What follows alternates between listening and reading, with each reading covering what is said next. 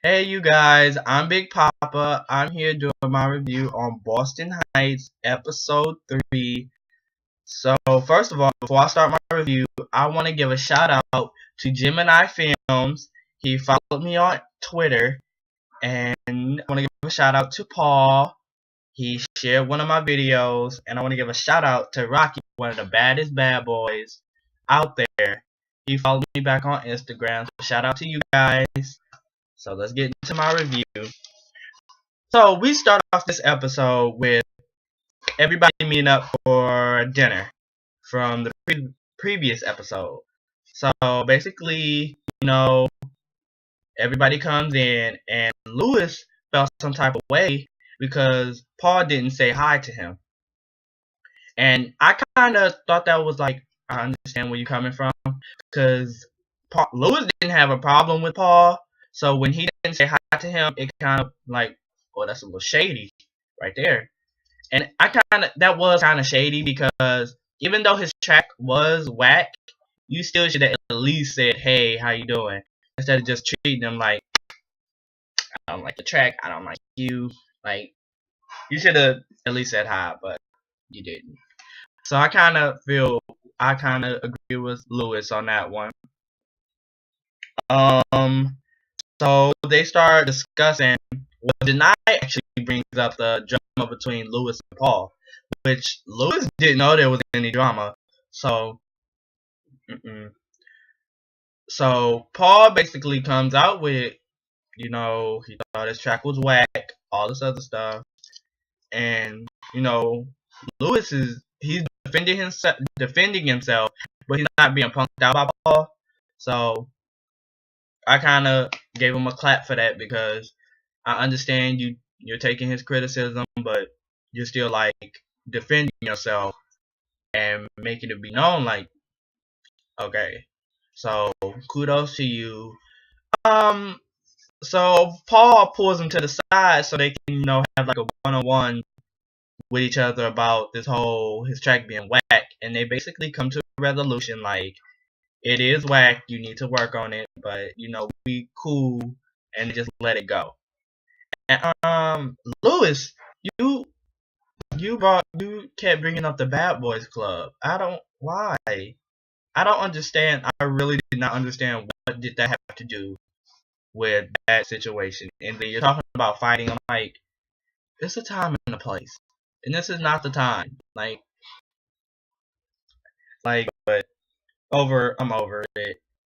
I mean, it was a nice scene. It was a nice kumbaya moment. But anyway, so as Paul and Lewis are coming back, Katie pulls him to the side so she can get some clarification on what he meant by Paul's comment on her closing line, which she said she had big girls, like something about windows, drapes, and stuff.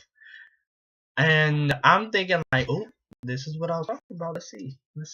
So she wanted clarification, so he gave it to her like, I think big girl's clothing line looks like windows, drapes, and such.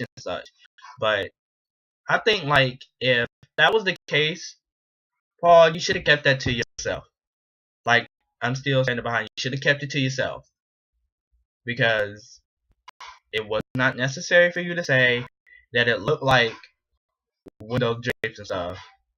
And then in your confessional, you said, "Come on with your window." Like, you didn't have to do that. That wasn't necessary. That was a flamboyant moment. I'm sorry, that was. But I mean, like, you shouldn't even brought up her clothing line at all because it was kind of like, I understand where she was coming from because she wanted clarification and she didn't want to take it wrong. But it is what it is.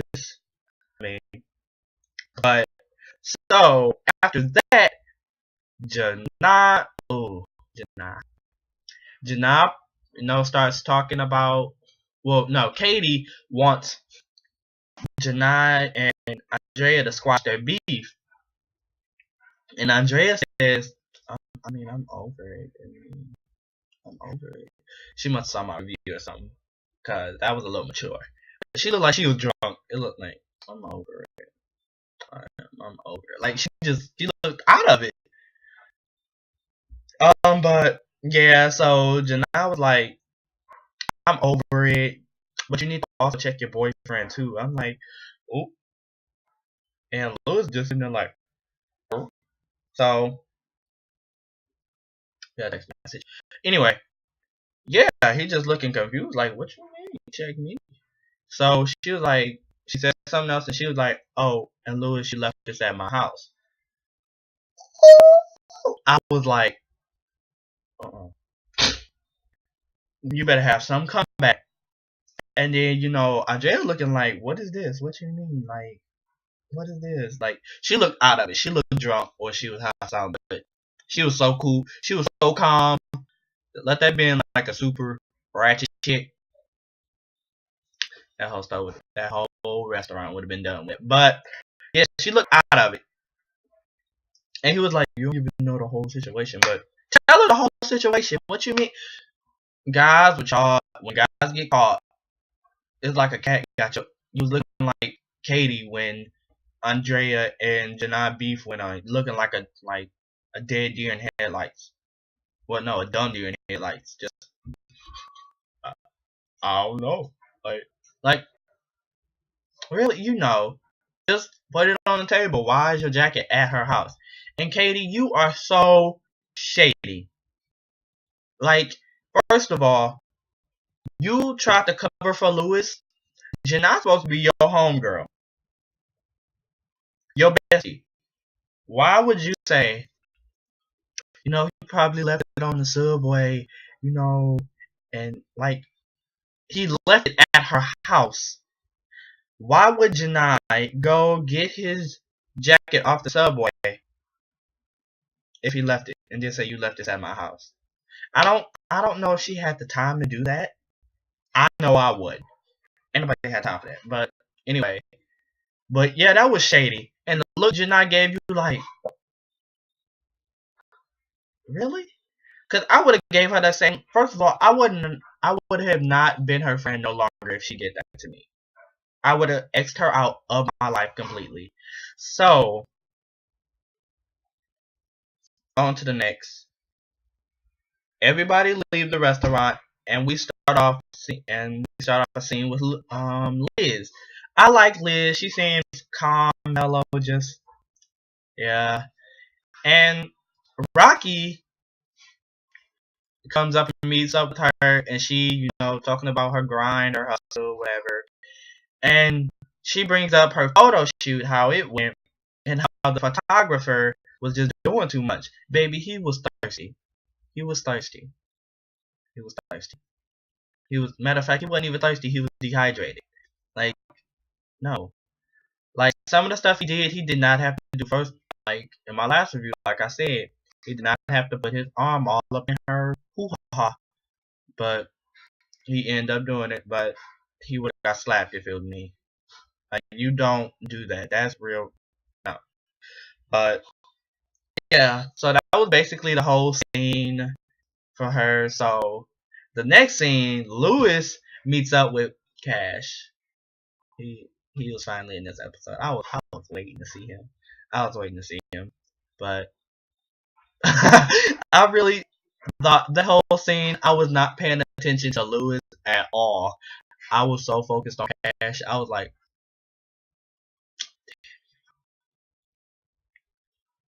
he was one sexy piece of caramel. Yes, yes, he is. But so Louis is basically discussing the drama between Janai and Paul, and he just telling like what Paul said and what Janai did, and Cash is like, yo, he said something wise and something. I don't remember. I was dazed. I was infatuated for a moment there, but that's basically their whole scene. And he said Louis got too much to handle right now, and he does because I mean, you got one chick that apparently said you were at her house, and you got one dude bashing your music. So I mean, that's too much. But it is what it is. So the last scene of this episode, I believe the last scene, yeah, the last scene was Katie talking to her manager about the Paul situation. Um, I'm still trying to figure out, Katie, when did he bring up your makeup skills? I thought you were a fashion designer. I thought Janai was the the what you gonna call it, makeup designer. When did you start getting into makeup? I Please clarify that for me because I'm still confused on that.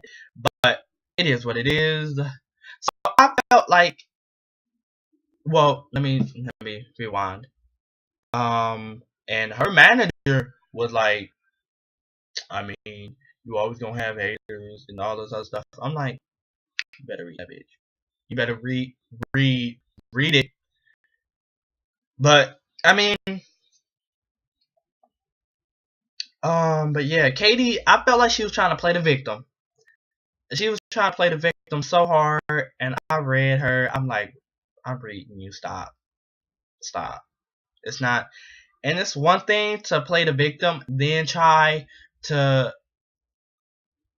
just, girl, let it go. Like, I understand he's bashing your line, but me personally, you should just, for my opinion, you should just let it go.